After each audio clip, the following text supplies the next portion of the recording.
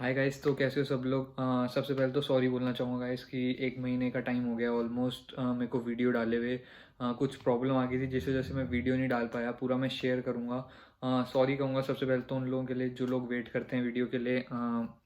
उनको सबको सॉरी मेरी तरफ से। अब मैं पूरा कोशिश करूँगा कि मैं अपना टाइम टू टाइम आप लोगों को वीडियो दूँ, ताकि आप देख सको उसे और कुछ सीख सको। तो इस वीडियो में मैं यही बताऊंगा, आप लोगों को शेयर करूंगा कि क्या हो गया था प्रॉब्लम मेरे साथ, जिस वजह से मैं वीडियो नहीं डाल पाया। एक्चुअली मेरा जो था वो कनाडा जाने के लिए मैंने जनवरी इनटेक के लिए अप्लाई किया था। 2023 जनवरी इनटेक में मेरे को जाना था और मैंने अपना वीज़ा अप्लाई कर रखा था। तो उस वीज़ा का मेरे पास रिजेक्शन आ गया था, रिफ्यूज़ हो गया था मेरा कनाडा का वीज़ा। तो उस वजह से मैं इस पूरे महीने वीडियो नहीं डाल पाया। तो इस वीडियो में मैं यही आप लोगों को बताऊंगा कि वीज़ा रिजेक्शन के बाद मैंने क्या ऐसा किया कि मेरे पास उसके 20 से 25 दिन के अंदर ही मेरे पास दोबारा एक्सेप्ट हो गया था वीज़ा। तो मैंने जो अपना वीज़ा अप्लाई किया था वो मैंने किया था सितंबर 15 को। सितंबर 15 2022 को मैंने अपना वीज़ा का एप्लीकेशन डाल दिया था गवर्नमेंट के पास। और मेरा बायोमेट्रिक्स वगैरह सब कुछ क्लियर हो गया था, मेरा मेडिकल टेस्ट क्लियर हो गया था। लेकिन जो फाइनल उनका जो डिसीजन आता है उसके अंदर मेरा वीज़ा का रिजेक्शन आ गया था। और ये मेरे पास अराउंड नवंबर 5 के आसपास आई गेस, हाँ, अराउंड नवंबर 3 के आसपास मेरे पास इनका रिस्पॉन्स आया था कि आपका वीज़ा रिजेक्ट हो गया है। अब नवंबर में मेरे पास रिस्पॉन्स आया और मेरे को जनवरी इनटेक के लिए जाना है। यानी आप देख ही सकते हो मेरे पास मुश्किल से मुश्किल 2 महीने बचे थे। उन 2 महीने में मेरे को वीज़ा दोबारा से अप्लाई करना था, अपना आगे का टिकट्स वगैरह बुक करनी थी, अपनी पैकिंग करनी थी, सब कुछ करना था। पूरा क्योटिक सिचुएशन हो गई थी मेरे लिए और मैं बहुत टेंशन में आ गया था कि हो पाएगा नहीं हो पाएगा, या फिर मेरे को आगे डेफर करवाना पड़ेगा मेन इनटेक के लिए। तो बहुत क्योस हो गया था मेरे लिए और मुश्किल हो गया था कि मैं वीडियो बना पाऊँ उस बीच में। तो अब मैंने क्या किया ऐसा कि मेरा एक्सेप्ट हो के आ गया वीज़ा। अब मेरा पूरा प्लान जो आगे का शेड्यूल है वो बिल्कुल पैक हो चुका है। अब मैं इस टाइम बिल्कुल फ्री हूँ। तो अब मैंने सोचा कि अब आप लोगों के साथ शेयर करूँ मैं कि क्या हुआ मेरे साथ, क्या सिचुएशन रही और क्या क्या मैंने किया रिजेक्शन के बाद। तो सबसे पहले रिजेक्शन की बात करूँ, एज सच जो मेरे को रीज़न लिख के आया था गवर्नमेंट, कैनेडियन गवर्नमेंट की तरफ से कि क्यों मेरा वीज़ा रिजेक्ट हुआ, उसमें उन्होंने लिखा हुआ था कि आप वापस नहीं आओगे, वो ही मेन रीज़न था। तो अगर आपके में भी ऐसा आपका भी रिजेक्शन आया है या रिफ्यूज़ल आया है कनाडा की तरफ से, गवर्नमेंट की तरफ से, और उसके अंदर लिखा हुआ है कि आप वापस नहीं आओगे, हमें भरोसा नहीं है, मतलब ये यूजुअली इंग्लिश में लिखा होगा, मैं आपको बता रहा हूँ, हिंदी में आपको बता रहा हूँ, इन्होंने इंग्लिश में ऐसे 2-3 लाइन छाप देते हैं कि हमें लगता है कि आप वापस नहीं आओगे, इस वजह से हम आपका वीज़ा रिजेक्ट कर रहे हैं।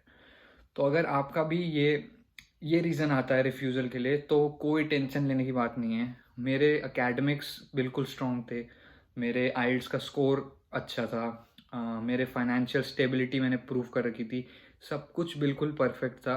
बस खाली थोड़ा लक फैक्टर की वजह से मेरा वीज़ा का रिफ्यूज़ल आया था और कोई इसके पीछे बहुत बड़ा रीज़न नहीं था। सारे डॉक्यूमेंट्स बिल्कुल परफेक्ट थे, मैंने दोबारा टेस्ट करवाए, सब कुछ बिल्कुल परफेक्ट था, मेडिकल क्लियर था। बस कुछ लक फैक्टर की वजह से मेरा रिजेक्शन आया था। तो जो मेन रीज़न मेरे रिजेक्शन का था वो ये था कि मैंने अप्लाई किया सितंबर 15 के लिए, और सितंबर 15 से पहले जो फाइल्स लगी थी यानी अगस्त मंथ की जो फाइल लगी थी उसमें around 80 to 85% visa acceptance rate गया था। यानी जिन्होंने भी अगस्त के महीने में फाइल लगाई थी उनमें से 80 to 85% बच्चों का वीज़ा एक्सेप्ट हो गया था, जो कि बहुत हाई रेट है। जिन स्टूडेंट्स का 2 बार रिफ्यूज़ल आया है, 3 बार रिफ्यूज़ल आया है, उन स्टूडेंट्स तक का वीज़ा एक्सेप्ट हो गया था जिन्होंने अगर उन्होंने अगस्त में अप्लाई किया है तो। और उसके बाद मैंने अप्लाई किया सितंबर में। तो यही मेरी से थोड़ी सी गलती हो गई, भूल हो गई। क्योंकि अगर ऐसा कोई मंथ गया है जिसके अंदर 80 to 85% एक्सेप्टेंस रेट गया है तो उसके बाद जो अगला महीना आएगा सितंबर का आएगा उसके अंदर जो रिजेक्शन का रेट है वो थोड़ा सा बढ़ जाएगा। ये यूजुअली मैंने नोटिस किया जब मेरा रिजेक्शन आया कि ऐसे केसेस हुए हैं, पहले भी हुए हैं, कि अगर कोई मंथ ऐसा जाता है जिसके अंदर की हाई एक्सेप्टेंस रेट जाता है तो उसके अगले महीने में जो लोग अप्लाई करते हैं उसके अंदर थोड़ा सा कंपैरेटिवली हायर रिफ्यूज़ल रेट जाता है। तो यही रीज़न रहा था मेरे रिफ्यूज़ल का। तो अब मेरा रिफ्यूज़ल तो आ गया मेरे पास, नवंबर 5 के आसपास मेरा रिफ्यूज़ल आ गया। अब मैं भी टेंशन में आ गया था कि यार मैं सब लोगों को बता रहा हूँ क्या करना चाहिए क्या करना चाहिए, और मेरा खुद रिफ्यूज़ल आ गया। तो मैं कैसे किसी को बता पाऊँगा, क्या कर पाऊँगा। लेकिन ये रिफ्यूज़ल से, ये फेलियर से भी मेरे को बहुत कुछ सीखने को मिला है कि सबसे पहले तो कभी हार नहीं माननी चाहिए यार। हमेशा हमें आगे इसके पॉजिटिव साइड देखना चाहिए, और हर प्रॉब्लम का सॉल्यूशन आपके पास होता है। बस उसको आपको थोड़ा सा समझना पड़ता है, अपनी गलती को समझना पड़ता है, उसका सॉल्यूशन ढूंढना पड़ता है, ना कि उसको लेके बैठना होता है। अब मैं उसको या तो लेके बैठ सकता था, या तो मैं उसके बारे में पढ़ सकता था कि क्या होना चाहिए, क्या होना चाहिए। उसके बारे में मैंने रिसर्च करी, सब कुछ देखा क्या हो सकता है, क्या क्या प्रॉब्लम आ सकती है। उसमें मेरे को पता लगा कि ऐसे ऐसे होता है, अगर पिछले महीने आपका ज़्यादा एक्सेप्टेंस हो तो उसके बाद रिफ्यूज़ल हो जाता है, कोई टेंशन वाली बात नहीं है।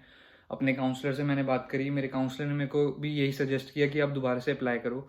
और मेरे को लग रहा था कि शायद नहीं हो पाएगा, मेरे को डेफर करवाना पड़ेगा, लेकिन मेरे काउंसलर से जब मैंने बात करी तो उसने मेरे को बताया कि आप अगर दोबारा अप्लाई करोगे अभी, तो मोस्ट प्रोबेबली आपका 20 से लेके 1 महीने तक के बीच, 20 दिन से लेके 1 महीने तक के बीच में आपका आ जाएगा। और मैंने उससे अपने सारे डॉक्यूमेंट्स को दोबारा से अटेस्ट करवाया। मेरे जितने भी एकेडमिक के स्कोर्स थे, आइल्स के स्कोर, पासपोर्ट, जीआईसी वगैरह जो भी डॉक्यूमेंट्स मेरे लगते हैं वीज़ा में, मैंने सारे दोबारा से अटेस्ट करवाए थे अपने। और उसने मेरे को बताया था कि किसी डॉक्यूमेंट में कोई कमी नहीं है, ये खाली आपका लक फैक्टर की वजह से थोड़ा सा आपका रिजेक्शन हो गया है। क्योंकि ये सारे जो वीज़ा एक्सेप्ट और रिजेक्ट होते हैं कंप्यूटर बेस्ड होता है, एल्गोरिदम बेस्ड होता है। तो इसके अंदर आपका कभी भी रिजेक्ट कर सकते हैं वो, कोई ऐसा कोई बहुत स्पेसिफिक रीज़न नहीं होगा। अगर आपके डॉक्यूमेंट्स सही हैं कि आपका रिजेक्ट हो गया, अगर आपके डॉक्यूमेंट्स गलत हैं, कुछ फाइनेंशियल स्टेबिलिटी आप नहीं प्रूफ कर पाते, तो आपका जो रिजेक्शन आएगा उसके अंदर लिखा हुआ आएगा कि आप अपनी फाइनेंशियल स्टेबिलिटी प्रूफ नहीं कर पाए, या फिर आपके स्कोर्स, एकेडमिक स्कोर्स मीट नहीं हो पा रहे।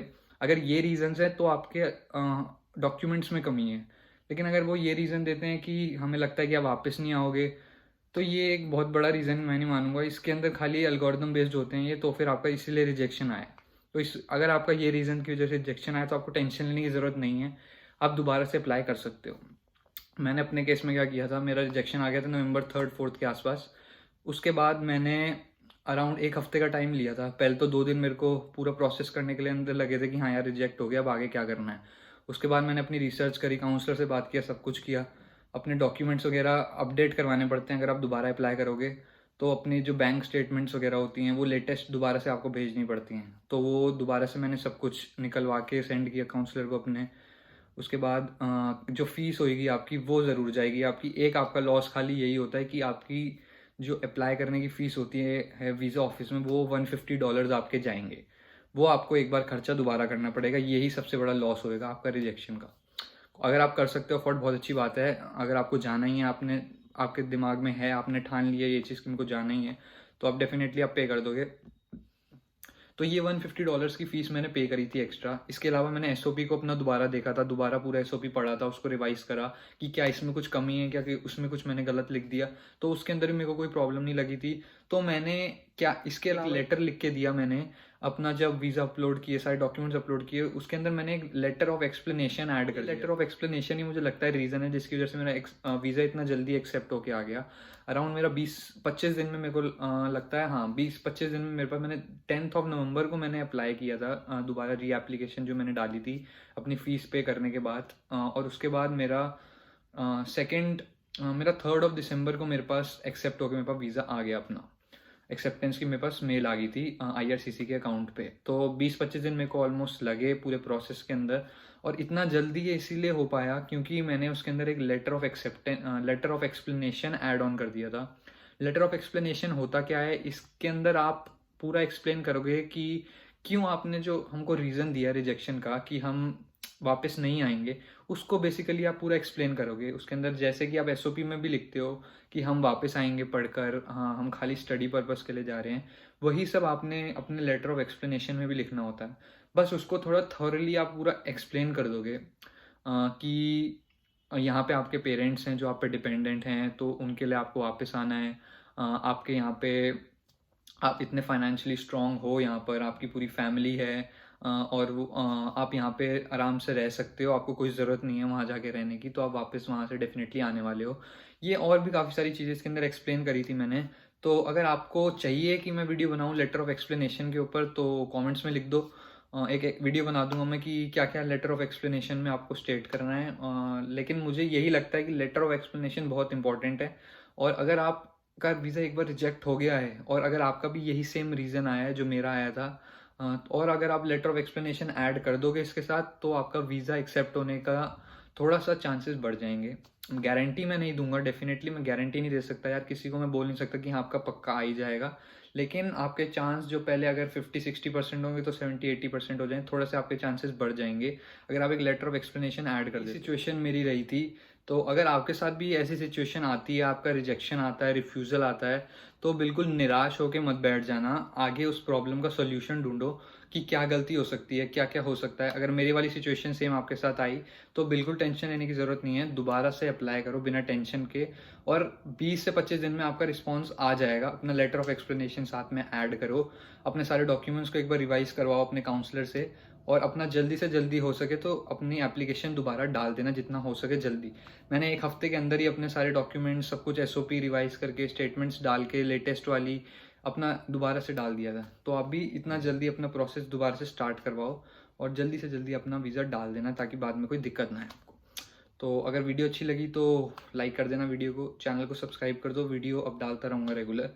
बाकी अब पैकिंग से रिलेटेड वीडियोस भी कोशिश करूँगा डालने की, क्योंकि अब मेरी पैकिंग भी स्टार्ट होगी ऑलमोस्ट, तो कोशिश करूँगा सारी वीडियो आपको अपडेट देता